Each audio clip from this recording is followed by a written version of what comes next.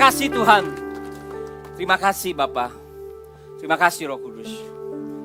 Buat hari ini kami percaya walaupun masalah kami masih ada, walaupun pergumulan kami masih ada Tuhan, walaupun tantangan kami masih ada, tapi kami mau belajar percaya Tuhan. Ada satu pribadi yang memberikan pengharapan buat kami semua. Kami percaya Tuhan bahwa Engkau yang setia, yang memberikan pengharapan yang luar biasa dalam hidup kami. Dan itu yang kami imani pada pagi hari ini Tuhan. Terima kasih buat ibadah hari ini Tuhan. Kami boleh datang menghampiri Engkau. Kami boleh bersyukur di hadapan-Mu Tuhan. Saat ini kami mau mendengar firman Tuhan.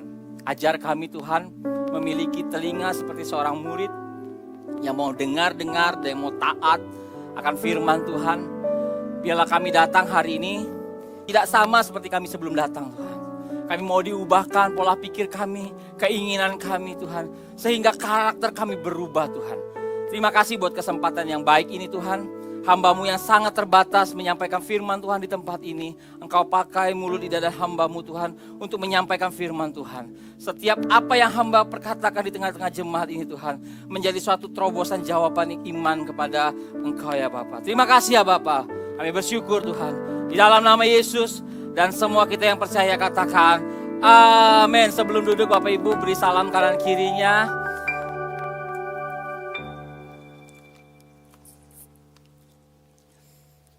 Shalom, apa kabar? Wow, luar biasa walaupun dolar katanya udah naik tetap luar biasa ya Bapak Ibu ya. Ini luar biasa nih Jemaat MDC. Apa kabar? Lu tetap luar biasa. Berikan kemuliaan buat kita semuanya.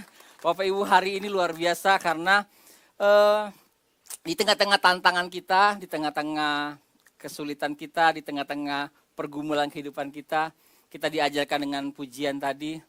Bahwa kita satu punya pegangan, walaupun segala sesuatu yang terjadi di dunia ini belum kita bisa dapatkan, masih dalam pergumulan, tapi tetap percaya ada satu pribadi yang memberikan kita kekuatan, semakin hari kita melangkah semakin mengalami Tuhan. Perkenalkan, nama saya David Handioko dan istri saya bernama Heni Wijaya, anak saya bernama Marcelia Wijaya. Saya bersama dengan Pak Kris melayani gembala di MDC Bandar Lampung dan pemimpin kesan yang ada di wilayah Kemiling. Singkat saja perkenalannya dan awal-awal saya akan menyampaikan tentang pembukaan kelas baru Bapak Ibu. Ada kelas DK dan HB dimulai tanggal 5 Juli 2026. Ini adalah salah satu pilar yang ada di gereja kita, yaitu ibadah raya, ada kesan dan ada pemuritan. Saya mengajak Bapak Ibu untuk mengikuti kelas ini yang belum pernah ikut kelas ini. Karena setiap tahunnya Bapak Ibu, kelas ini semakin ramai Bapak Ibu. Semakin ramai, semakin banyak orang yang dibaptis, semakin banyak orang yang terima Yesus sebagai Tuhan dan Juru Selamat Bapak Ibu. Nah untuk Bapak Ibu yang mungkin penasaran apa itu kelas pemuritan, ayo dicicipin dulu Bapak Ibu. ya, dicicipin dulu masuk kelasnya, daftar ke PK masing-masing atau Bapak Ibu bisa menghubungi koordinator pemuritan yaitu Bapak Husin Chandra di nomor telepon bla bla bla bla ya. Ya ini mengharapkan supaya kita semua belajar untuk dimuridkan di tempat ini Bapak Ibu. Itu aja pengumuman yang saya mau dorong buat Bapak Ibu untuk mengikuti Bapak Ibu. Dan pada siang hari ini Bapak Ibu saya akan menyampaikan sebuah tema yaitu harapan yang diselaraskan Bapak Ibu. Bapak Ibu apakah masih punya harapan Bapak Ibu? Ya. Katakan kanan kirinya, aku masih punya harapan. Masih ya. Puji Tuhan, masih. Nah, saya akan mulai Bapak Ibu. Hidup ini cuma satu kali, setuju enggak? Hidup ini hanya satu kali. Ada yang hidup dua kali di dunia ini? Enggak ada ya, hidup cuma satu kali. Bukan berkali-kali. Kesempatan hidup yang satu kali inilah yang harus kita manfaatkan untuk semaksimal mungkin Bapak Ibu. Semaksimal mungkin. Sehingga ketika kita tutup usia, kehidupan yang manis yang bisa kita raih Bapak Ibu. Tentunya kita mau menutup usia kita dengan kehidupan yang bermakna. Dengan kehidupan yang ya kita bisa nikmati selama di dunia ini. Sebelum masuk ke kekekalan Bapak Ibu. Artinya untuk mendapatkan kehidupan yang manis. Kehidupan yang kita mengalaminya dengan luar biasa itu. Tentunya kita harus memiliki tujuan Bapak Ibu. Tanpa tujuan, orang gak akan bisa melangkah. Tanpa tujuan orang nggak bisa bergerak Bapak Ibu. Bayangkan kalau ditanya, Bapak mau kemana? Nggak tahu. Kira-kira mau melangkah kemana? Arahnya aja nggak tahu. Arah itu penting dalam hidup kita. Sebagai contoh, misal kalau saya misalnya mau ke Surabaya. Banyak jalan menuju Roma, banyak juga jalan menuju Surabaya, betul nggak? Bisa lewat udara, bisa melewati darat, bisa. Caranya pun berbeda-beda. Ada yang naik pesawat, ada yang naik bus, ada yang naik motor, ada yang naik sepeda, betul? Semua cara bisa dilakukan untuk mencapai tujuannya. Nah, saya contoh, saya ambil sebuah ilustrasi, misalnya saya mau ke Surabaya, saya harus menentukan dengan apa, cara, dan menggunakan apa. Misalnya, saya mau naik ke Surabaya, mau naik kereta misalnya. Kan dari Lampung belum ada ya kereta ke Surabaya ya? Belum ada kan? Karena di laut belum ada kereta laut. Belum ada. Ya. Jadi kalau saya mau ke Surabaya, saya harus pesan tiket bus tujuan mana? Gambir dong, benar nggak? Yang paling dekat Gambir. Sampai di Gambir, saya beli tiket kereta. Tujuan ke? Oh, ada jawaban. Pasar Turi. Stasiunnya kan, benar nggak? Benar ya, stasiun Pasar Turi ya. Kalau saya beli tiketnya ke stasiun Tawang, saya nyampe di mana? Semarang. Oh, keren loh. Keren loh. Ya, kalau saya beli tiket salah, tujuannya berbeda Bapak Ibu. Tujuan yang benar, cara yang benar, menghasilkan hasil yang benar. Sekali lagi ya, tujuannya udah benar, tiketnya udah benar, caranya udah benar, sampai di tujuan yang benar. Tanpa tujuan, kita nggak akan bisa dapat arah yang tepat, Bapak Ibu. Itulah namanya punya tujuan hidup. Makanya hidup ini harus punya tujuan.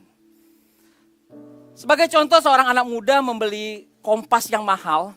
Kompas, harganya mahal. Karena harganya mahal, mempunyai akurasi yang sangat tinggi. Kompas ini menunjukkan arah. Kalau kita misalnya lagi mau pergi ke gunung atau ke hutan supaya tidak tersesat Bapak Ibu. Nah, kalau seandainya anak muda ini menaruh kompasnya di rumah, sudah beli mahal-mahal, nggak dipakai terus dia pergi ke gunung. Kira-kira guna nggak kompas ini? Nggak guna. Walaupun dengan harga yang mahal, karena penunjuk arahnya tidak dibawa Bapak Ibu. Begitu juga hidup kita. Kita tuh harus punya arahan. Bukannya Bapak Ibu hidup kita ini punya arah Bapak Ibu. Jangan berpikir kalau hidup itu lahir, sekolah, kerja, menikah, terus punya anak, meninggal. Enggak seperti itu. Tuhan tidak pernah mendesain hidup kita seperti itu. Tuhan menciptakan kita punya tujuan. Setiap ciptaan Tuhan itu punya tujuan Bapak Ibu. Sebagai contoh di ruangan ini kita lihat. Ini apa namanya? Mic, betul nggak? Ada penciptanya nggak? Ada ya? Pencipta mic ini dia punya tujuan supaya apa? Bisa mengeraskan suara. Lampu yang hari ini bisa menerangi ruangan ini, itu ada penciptanya juga. Tujuannya jelas untuk menerangi ruangan atau dan sebagainya. Bapak Ibu, kita ini juga ada penciptanya loh. Kita ini ada penciptanya.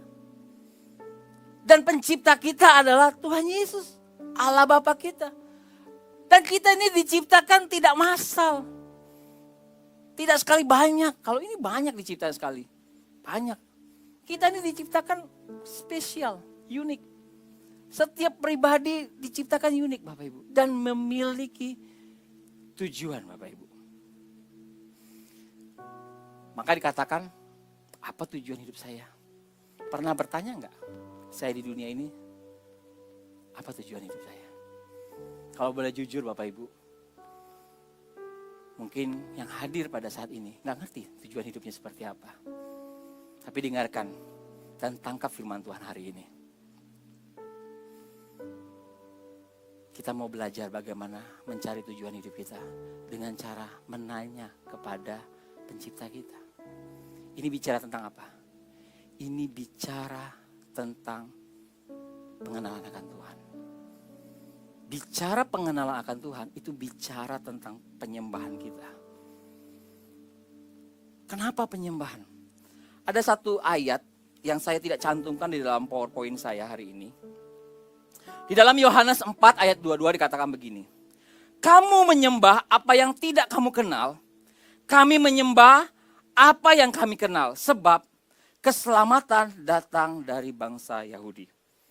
Ini bicara tentang penyembahan. Sebab apa yang kami kenal, itulah penyembahan kita. Bapak Ibu perhatikan. Bapak Ibu mungkin sering dengar kata-kata penyembahan. Sering ya? Ayo kita menyembah. Kalau WL nih ya, setiap minggu mengajak kita, ayo kita menyembah Tuhan. Betul ya? Tapi kita tahu gak sih penyembahan itu apa? Penyembahan itu bicara tentang pengenalan kita akan Tuhan. Semakin dalam kita menyembah Tuhan, semakin dalam juga kita mengenal Tuhan. Kita gak mungkin menyembah apa yang kita gak kenal. Yang mengerti tepuk tangan dong. Ya, sekali lagi kita gak mungkin menyembah apa yang kita gak kenal. Tapi kita menyembah apa yang kita kenal Bapak Ibu. Semakin kita mengenal, semakin dalam kita menyembah. Semakin dalam kita mengenal, semakin dalam juga kita menyembah. Kalau pengenalan kita akan Tuhan secetek ini Bapak Ibu, segini juga lah penyembahan kita. Kalau pengenalan kita segini akan Tuhan, segini juga penyembahan kita. Dan semakin tenggelam pengenalan kita akan Tuhan, semakin tenggelam juga penyembahan kita kepada Tuhan. Ada banyak orang di dunia ini Bapak Ibu merasa, kalau saya sudah memiliki rumah, harta, mobil, fasilitas dan sebagainya, itu cukup. Merasa seperti itu. Tapi saya mau katakan begini. Kita ini diciptakan dari debu dan tanah. Kembali kepada debu dan tanah. Kita datang ke dunia ini dengan telanjang. Pulang pun juga nanti gak bawa apa-apa. Ada pernah orang lihat orang meninggal? Bawa mobilnya? Gak ada. Gak ada. Semua apa yang kita didapatkan di dunia ini gak pernah kita akan bawa pada kekekalan nanti. Setuju gak dengan saya? Gak ada Bapak Ibu. Yang Bapak Ibu banggakan di dalam dunia ini gak pernah dibawa kepada kekekalan. Gak pernah. Tapi satu hal yang saya pastikan. Ketika kita dalam kekekalan yang kita bawa adalah penyembahan. Yang mengerti tepuk tangan Bapak Ibu. Penyembahan itu yang kita akan bawa terus pada kekekalan. Makanya Bapak Ibu kalau menyembah Tuhan jangan bengong. Kalau hari ini Bapak Ibu bengong penyembahan di dunia, begitu di surga nanti ya. Bengong juga. Kok aneh? Padahal itu yang kekal Bapak Ibu. Penyembahan itulah yang kekal yang kita akan bawa pada saat kekekalan nanti. Kalau hari ini kita gak bisa menyembah Tuhan, artinya mungkin pengenalan kita akan Tuhan masih cetek. Kita cuma tahu jadi orang Kristen, tapi kita gak mengenal Tuhan. Kita gak mengenal Tuhan. Pak, bagaimana cara mengenal Tuhan? Mengalami Tuhan. Masuk dalam penyembahan. Pelan-pelan. Baca firman Tuhan. Bukankah Allah itu adalah firman? Betul? Kalau kita gak baca firman Tuhan, kita gak akan kenal Tuhan. Tujuan hidup saya, pengenalan akan Tuhan. Makanya kalau hari ini Bapak Ibu, kita belum tahu tujuan tentang hidup kita. Maka kita harus perlu tanya kepada Tuhan. Sang pencipta kita. Seperti halnya begini Bapak Ibu, kalau kita bawa mobil.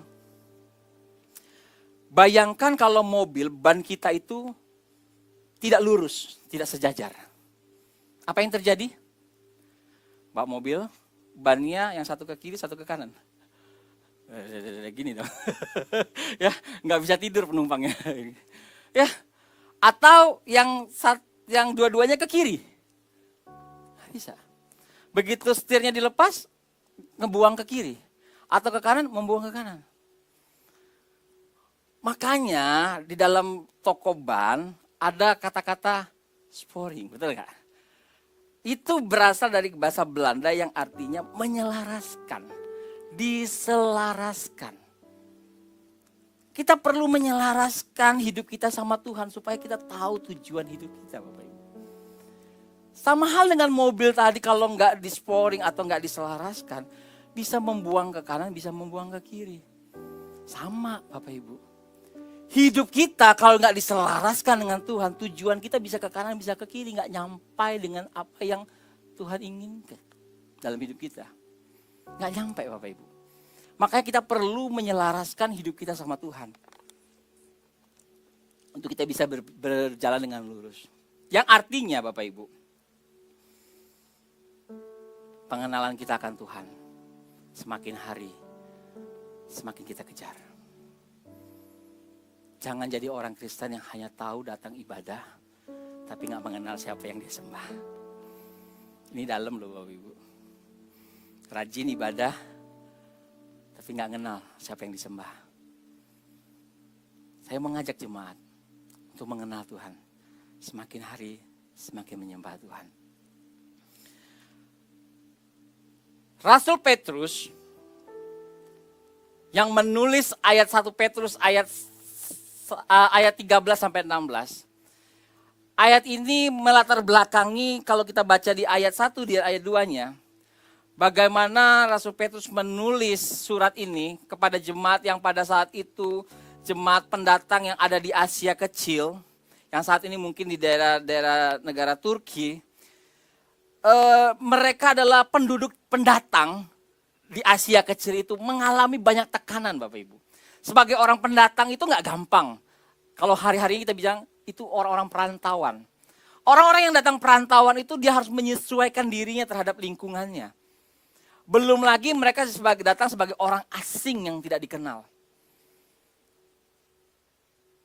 Dan mereka mengalami tantangan, iman yang tidak sama. Maka dia menulis begini Bapak Ibu. Di ayat yang ke-13, 14, 15, 16. Saya bacakan buat Bapak Ibu semua. Sebab itu, siapkanlah akal budimu, waspadalah dan berharaplah sepenuhnya pada anugerah yang diberikan kepadamu pada saat Yesus Kristus menyatakan diri. Hiduplah sebagai anak-anak yang taat dan jangan turuti hawa nafsu yang menguasai kamu pada waktu kebodohanmu. Ayat yang ke-15, tetapi hendaklah kamu menjadi kudus di dalam seluruh hidupmu sama seperti Dia yang kudus, yang telah memanggil kamu. Sebab ada tertulis, hendaklah kamu kudus sebab aku kudus. Di ayat sebelumnya Bapak Ibu kita melihat. Di sini dikatakan, Rasul Petrus berkata, berharaplah sepenuhnya pada anugerah yang akan diberikan kepadamu pada saat Yesus Kristus menyatakan diri. Ini sama halnya, tulisan ini berbicara kepada kita. Berbicara kepada jemaat di tempat ini. Berharaplah sepenuhnya pada anugerah yang akan diberikan kepadamu pada saat Yesus Kristus menyatakan diri. Artinya sebelum Yesus datang kedua kali ya ke muka bumi ini, Tuhan memberikan pengharapan buat kita. Supaya apa? Berharap sepenuhnya bukan kepada orang lain, tapi kepada Tuhan. Perhatikan kata-kata akan. Akan di sini berbicara tentang sesuatu yang Tuhan siapkan di masa yang akan datang Bapak Ibu. Jadi Tuhan tuh sudah akan memberikan kepada kita suatu terobosan-terobosan yang membuat hidup kita di kemudian hari tujuan hidup kita tercapai. Happy ending. Makanya hidup kita yang satu kali ini tidak pernah kita sesali Bapak Ibu. Ada banyak orang menyesali kehidupannya karena gak tahu tujuan hidupnya. Tapi Rasul Petrus mengajarkan kita untuk berharap sepenuhnya pada anugerah yang Tuhan berikan. Makanya ada 3 hal. 3 hal bukan 4, 3 hal. Tadi saya ngomong 3 hal begini, 4. Tapi 3 hal yang mau saya sampaikan buat kita semua. Yang pertama begini. Harapan yang diselaraskan dengan rancangan Tuhan akan meluruskan pola pikir kita Bapak Ibu. Perhatikan. Harapan yang selaras dengan Tuhan itu akan meluruskan pola pikir kita. Yang pertama tuh pola pikir kita harus benar dulu. Harus benar. Makanya ini harus di sporing dulu nih pikiran kita. Harus diselaraskan. Tanggal 1 Juni kemarin kami pergi mancing dengan kawan mancing. Pergi mancing kami, kan tanggal libur mancing ya. Jujur Bapak Ibu, 3 sampai 4 kali terakhir saya mancing, itu hasilnya nggak memuaskan. Dapat sih ikannya segini. Jangan lihat ini ya, ini. Kecil ya, dapat sih ikannya tapi kecil-kecil. Jadi kalau setiap kali mancing tuh untuk mendapatkan mengharapkan ikan gede itu kayaknya susah ya. Karena berkali-kali mancing dapatnya ikannya kecil, ikannya kecil, ikannya kecil. Nah, kemarin beda Bapak Ibu. Kami berencana pergi mancing, janjian bangun pagi jam 2 pagi. Bangun, jam 3 kita udah mulai jalan jumput. Nah, jumput terakhir ini ada teman kita namanya Saudara Himawan nih terakhir. Dia yang terakhir dijemput dia. Buka bagasi. Kita udah bawa bok untuk ikan dong, betul nggak? Kita siap-siap, masa mancing nggak bawa bok? Bawa bok kita. Terus teman kita ini ngomong gini, kok bawa bok lagi? Dibilang kayak gitu. 1 bok kurang, nanti ikannya kurang. Wih, beda ini saya bilang. Ini beda orang ini saya bilang. Sebabnya teman-teman saya yang lama itu cukup 1 bok aja, karena dapatnya segini-segini, nggak perlu bok yang lain. Jujur aja Bapak Ibu, itu membuat pengharapan buat saya yang nggak pernah dapat ikan besar. Ya, begitulah kenyataannya Bapak Ibu. Ya, ada teman saya yang pergi pagi, dia nggak pergi juga. Setengah 12 ngabarin dia sakit perut, katanya nggak pergi, kasihan deh. Pergi, kita bilang, beda nih orang ini. Beda, saya bilang teman saya ini. Begitu kita ngopi di kapal buat pancing, teman saya ini lagi ngomong lagi, berkata, tenang aja, hari ini kita dapat ikan besar. Wah, saya bilang, jarang-jarang teman yang ngomong kayak gini. Sebabnya teman-teman yang lama saya nggak ngomong kayak gini terus. Karena pengalaman yang sama, kita dapat ikan kecil-kecil. Ikannya kecil-kecil Bapak Ibu. Tapi saya mau kasih tahu, saya bangga dengan teman-teman saya yang lama. Orang yang banyak mancing itu banyak, orang yang diajak mancing itu banyak ya. Ayo mancing, mau. Tapi teman yang mancing, yang diajak mancing nggak dapat, terus tuh bulan depan ngajak lagi, nah itu teman mancing tuh. Ya kan, betul nggak? Kalau diajak mancing nggak dapat lagi, terus tuh bubar gitu ya, nggak mancing lagi, ya itu bukan kawan mancing itu. Ini mancing nggak dapat, ngajak lagi tapi ngajak lagi. Bapak Ibu, apa yang saya mau ceritakan ini? Teman saya tadi yang baru bergabung tadi dengan kapal kita tadi, kasih pengharapan buat saya pribadi. Dan hasilnya ya nggak banyak-banyak juga sih, sedikit. Tapi buat saya, mancing ini, wah kok berubah-ubah ini. Mancing ini membuat satu pengharapan baru buat saya. Ternyata bisa ya narik ikan besar. Gak ada tepuk tangan gak apa-apa Bapak Ibu. Bayangkan Bapak Ibu,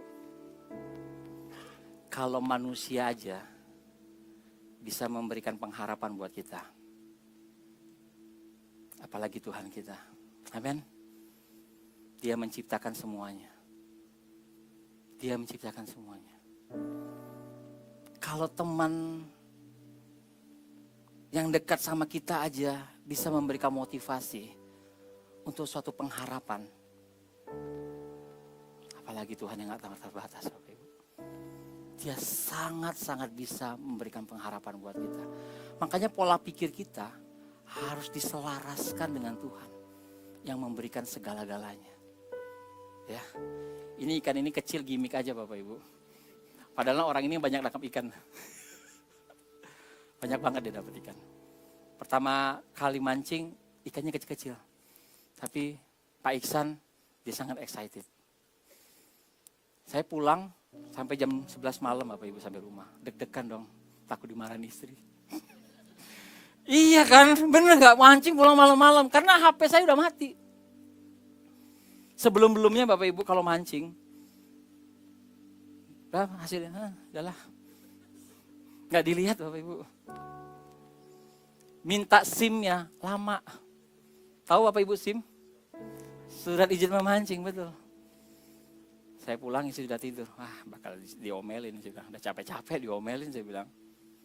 Bangun pagi-pagi, mana ikannya? Saya tunjukin. Bulan depan mancing lagi ya.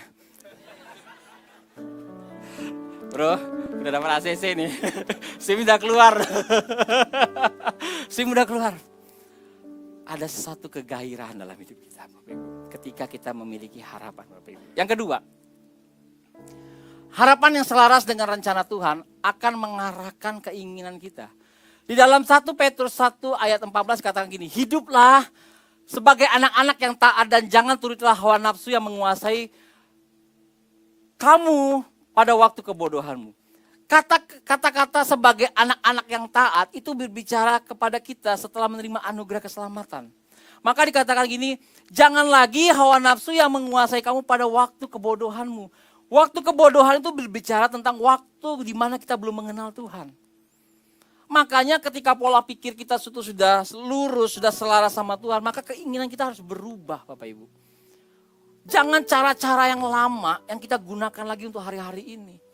Karena kita sudah ditebus dengan darahnya yang mahal. Kita ini sudah ditetapkan sebagai anak-anak Allah. Makanya di dalam hidup kita harus punya yang namanya keinginan untuk kita berubah dari pola pikir kita yang tadi. Izinkan saya Bapak Ibu untuk bersaksi apa yang saya alami 3 minggu terakhir ini Bapak Ibu. 3 minggu terakhir ini adalah masa-masa di mana membuat pikiran saya jadi ruwet. Di awal dengan, saya tahu nih di bulan Juni ini ada tagihan-tagihan yang saya harus bayar dengan jumlah menurut saya yang besar. Dengan jumlah yang besar. Ada mungkin ada 4-5 cash yang saya harus bayar dengan jumlah yang besar. Melihat jumlah itu saya harus prepare. Supaya saya pada saat jatuh tempo saya harus bisa membayar satu persatu uang yang harus saya bayar Bapak Ibu. Pertama, di bulan lalu, di 3 minggu yang lalu, saya berpikir, ada polis asuransi saya yang jatuh tempo yang harusnya saya bisa cair nih di bulan Juni, di tanggal 15. Saya berpikirnya begitu. Plong dong, saya memastikan ke banknya. Saya datang bawa polisnya. Apakah bisa benar ini bisa cair? Saya bilang kayak gitu. Saya cek dulu ya Pak polisnya. Oke dicek. Oh Pak maaf. Ini dananya bisa cair di tahun depan. Bulan Juni 2027. Oh gak mungkin dong. Karena ilustrasinya bulan ini loh. Tahun ini loh. Saya bilang Bu. Dicek lagi. Oh iya benar ilustrasinya ini. Tapi menurut dari tanggal lahir Bapak. Bapak lahir itu di bulan 7 Pak. Bulan depan, bulan 7. Tapi yang harus cairnya itu di bulan 6. Jadi pending 1 tahun. Kecewa saya. Wah, saya bilang. Saya lapor sama istri saya. Ini gagal cair, saya bilang. Ya udahlah mau diapain? Mau berdebat juga nggak cair juga uangnya. Ya, saya tanya sama istri saya. Tabungan kamu gimana? Oh, kalau tabungan saya bulan 8 nanti. Wah, masih jauh lagi. 2 bulan lagi. Padahal di bulan Juni ini saya harus membayar itu semuanya. Akhirnya saya cek dengan tabungannya saya sekarang bisa bayar. Tapi modalnya kegerus. Sehingga sangat sulit untuk memutarkan keuangan di bulan Juni ini. Ya, saya bilang, mana ya? Udahlah, jalanin aja. Satu persatu saya bayar, tanggal 1 kemarin bayar. Nanti tanggal 7 atau tanggal 8 besok ini saya harus bayar lagi. Nanti tanggal 16 harus saya bayar lagi. Sampai pokoknya ambil akhir tahun ini, akhir bulan ini saya harus bayar semua. Itu jumlahnya luar biasa buat saya. Setelah itu saya pikir-pikir, ya mau usaha apa lagi ya? Keadaannya seperti ini, kita sama-sama tahu bahan baku semua naik, apa-apa naik. Coba sebutin apa yang naik? Cabai. Apalagi? Oli, plastik, apalagi minyak naik, tepung-tepungan naik. Tadi ibadah satu banyak surveinya ada kayak gitu ya. Ya, keadaan lagi nggak baik Bapak Ibu. Tapi saya udah berusaha untuk semaksimal mungkin. Minggu ini dapat jadwal khotbah Bapak Ibu. Nggak gampang buat saya untuk menyiapkan khotbah di minggu ini, sedangkan jatuh tempo udah berjalan terus ini. Ini dari mana ini? Saya bilang kayak gitu. Rasa kemelut di dalam pikiran saya ini luar biasa, bercampur aduk. Kemarin hari Sabtu saya menghadiri pernikahan jemaat. Istri saya ini ada ngomong sama saya. Yuk kita lihat tempat lokasi, dia mau ngecek, dia mau buka outlet di situ. Saya nggak exciting. Udahlah nanti aja buka outlet, saya bilang. Pemikiran saya nggak ada dana. Untuk bisa bertahan aja, untuk muterin uang aja udah cukup. Kalau memang bisa cukup, saya bilang kayak itu. Tapi dia mau buka outlet yang baru. Untuk membesarkan hati dia, saya antar aja dia survei gini. Oh rame ya tempatnya, oke. Tapi saya nggak selalu bersemangat untuk buka di tempat-tempat lokasi yang dia mau. Sampai akhirnya pulang dari pemberkatan jemaat itu di mobil dia ngomong, "Pak, kayaknya pembayaran kita di bulan Juni ini semua akan beres." Saya pikir uang dari mana ya? Kan kita sama-sama tahu lah ya dapur kita. Dia bilang, "Hari ini ada dana masuk di tabungan saya. Jumlahnya besar," dia bilang. Saya kaget, dari mana? Itu tabungan mama. Loh bukannya tabungan itu bulan 8? Saya bilang kayak gitu keluarnya. Gak tahu juga, tiba-tiba udah ditransfer hari ini, dia bilang. Tiba-tiba udah ditransfer. Saya bilang gak ada uang tiba-tiba loh. Ya gak ada uang tiba-tiba. Saya belum merespon itu. Saya gak respon. Saya pikir apa dia ini ada transferan yang salah masuk, bisa jadi kan. Tadi malam sebelum tidur, saya penasaran. Kami sebenarnya mau istirahat, saya tanya, "Mah, bener enggak ya tadi?" Saya bilang, "Bener enggak tadi?" "Bener," dia bilang. "Kok bisa?" saya bilang. "Kan ngomongnya bulan 8. Gak tahu juga. Tapi dia bilang, apapun yang terjadi, uangnya udah masuk rekening. Dan sepanjang bulan ini, kita bisa lewati semua itu. Gak ada tepuk tangan, gak apa-apa Bapak Ibu. Kalau saya berdasarkan apa yang saya pikirkan, buat saya kecewa. Tapi apa yang Tuhan sudah siapkan, gak akan mengecewakan kita Bapak Ibu.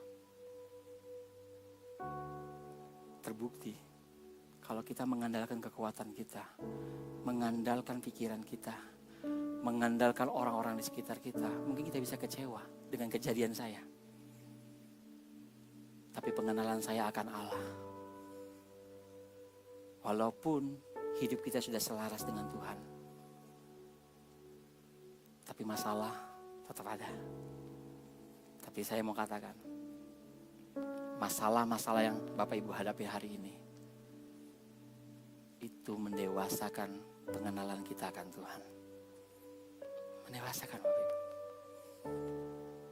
Tuhan gak mau kita tuh seperti bayi-bayi yang terus ngerengek. Yang kalau Tuhan gak berikan, yang Tuhan gak penuhkan, kita kecewa. Terus kita hilang dari peredaran. Tapi Tuhan mau. Walaupun di bulan ini posisi saya sulit, saya tetap mau melayani di tempat ini Bapak Ibu. Saya mau tetap melayani. Karena apa? Tuhan pasti bela. Tuhan pasti bela. Coba katakan sama dirimu sendiri. Tuhan pasti bela kehidupan kita. Mungkin Bapak Ibu mengalami bukan seperti keuangan, bukan seperti saya. Sakit penyakit. Pergumulan dalam keluarga. Pergumulan dalam pekerjaan. Apapun itu bentuknya. Selagi kita menselaraskan hidup kita, pikiran kita sama Tuhan. Selagi itulah tujuan hidup kita terus berjalan. Ada tantangan Bapak Ibu, ada.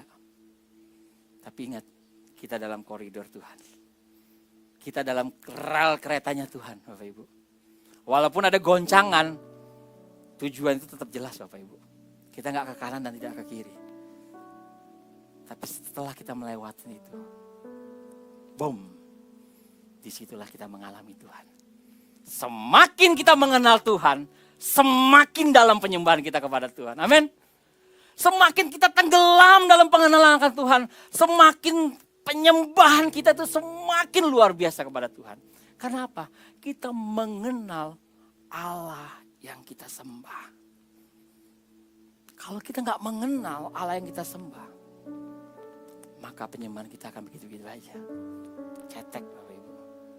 Cetek. Begitu ada goncangan, Bapak Ibu mau keluar dari realnya Tuhan. Bapak Ibu mau berontak. Kenapa? Karena tidak sesuai dengan jalurnya Tuhan. Yang ketiga Bapak Ibu. Harapan yang selaras dengan rencana Tuhan akan membentuk karakter kita Bapak Ibu. Rasul Petrus dalam menulis surat ini berkata, tidak hanya kita berharap kepada Tuhan. Dari apa yang kita alami, pola pikir kita, keinginan kita sudah diperbaharui. Maka itu membentuk yang namanya karakter kita Bapak Ibu.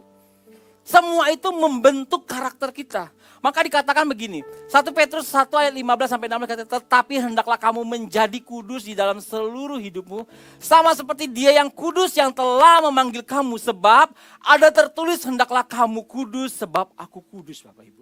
Ini bicara tentang sesuatu perbuatan yang mulia. Karena kita diciptakan serupa dengan gambar Allah. Maka Tuhan mau juga karakter kita itu serupa dengan gambar Allah. Dari pola pikir, dari keinginan kita itu membentuk satu karakter yang baru. Yang membentuk itu supaya sama seperti Yesus. Yesus adalah kudus. Masih banyak hal-hal yang lain yang Tuhan tunjukkan karakter itu kepada kita. Semakin hari kalau kita semakin mengalami Tuhan, itulah karakter yang nyata dalam hidup kita Bapak Ibu. Jangan pernah takut dengan prosesnya Tuhan. Karena apa yang Tuhan mau itulah tujuan hidup kita. Karena apa yang Tuhan pikirkan dalam hidup kita sejak dari kandungan ibu kita, Tuhan sudah tunjukkan jalan-jalan itu. Tinggal masalahnya apa? Kita mau nggak mengenal Tuhan? Ada banyak orang Kristen yang gagal dengan tujuan hidupnya karena apa? Dia nggak mengenal siapa penciptanya. Makanya kita perlu yang namanya menyelaraskan hidup kita supaya apa? Karakter kita dibentuk. Pada saat badai yang kita hadapi itu, membentuk suatu pribadi Allah dalam hidup kita. Itu sesuatu yang mulia Bapak Ibu. Sesuatu yang mulia. Kali-kali ini Bapak Ibu, hari ini. Kalau engkau belum menemukan tujuan hidupmu dalam hidupmu sendiri. Hari ini saatnya. Datang sama Tuhan. Tanya sama Tuhan. Tuhan, aku harus bagaimana? Aku mau mulai dari mana mengenal Engkau? Saya percaya Tuhan yang ajaib itu, Dia akan masuk ke dalam dirimu. Dia akan terus membentuk engkau. Tapi ingat Bapak Ibu, ketika engkau dibentuknya, jangan pernah berontak. Berserah terus sama Tuhan. Ingat, Tuhan akan menyatakan hari demi hari supaya engkau bisa mengenal Tuhan. Dia juga semakin hari semakin luar biasa Bapak Ibu. Mari Bapak Ibu bangkit berdiri semua. Pertanyaannya simpel. Ada dua hal yang saya coba untuk menawarkan kepada Bapak Ibu semua. Ada dua hal. Yang pertama begini Bapak Ibu.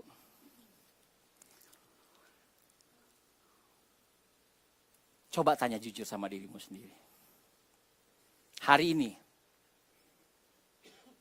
siapa yang kau andalkan dalam hidupmu? Tanya dengan jujur dalam hidupmu. Siapa yang jadi pengharapan buat hidupmu? Apakah Tuhan? Ataukah yang lain-lainnya? Apakah tabunganmu? Apakah kekayaanmu? Apakah jabatanmu? Atau yang lain-lain? Kalau engkau menaruh pengharapanmu kepada hal-hal yang lain, jangan menyesal suatu hari kalau kita kecewa. Karena yang lain-lain ini tidak memiliki fondasi yang kuat. Dunia bisa berubah Bapak Ibu. Semua bisa berubah. Kita gak pernah tahu hari esok. Mungkin hari ini kita bisa di puncak. kita nggak tahu hari depan. Tapi ketika engkau menaruhkan pengharapanmu kepada Tuhan, kepada penciptamu, Dia yang tahu masa depanmu.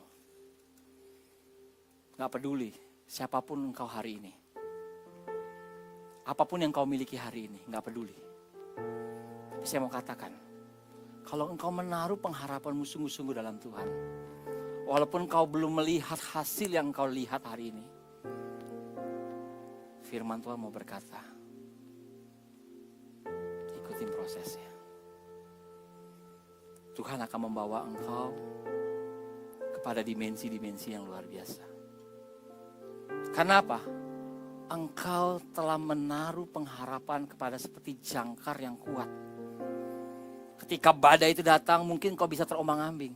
Tapi ingat, engkau gak pernah hanyut. Karena engkau tidak pernah meletakkan dasar yang salah. Ada banyak orang kecewa karena meletakkan dasar yang salah, Bapak Ibu.